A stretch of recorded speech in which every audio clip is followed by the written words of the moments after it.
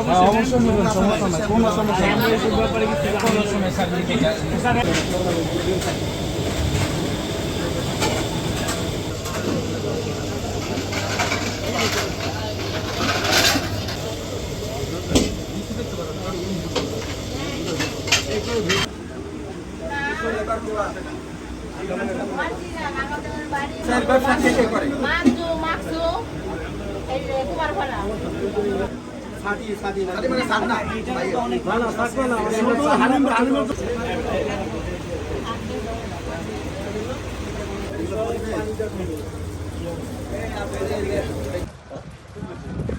আমি ওই আপনার দোস্তের বাড়ি দিয়েছি ও দেশে 8-12 চা খাইতেছে।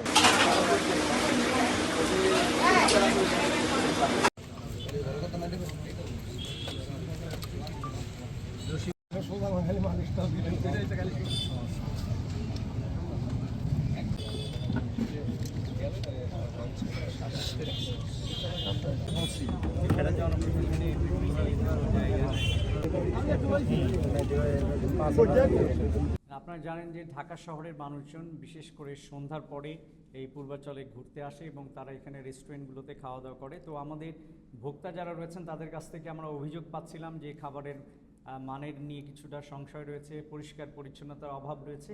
এই কারণে আমাদের সার্কেল এসপি এবং ওসি মহোদয় সহ আমরা অভিযান চালিয়েছি।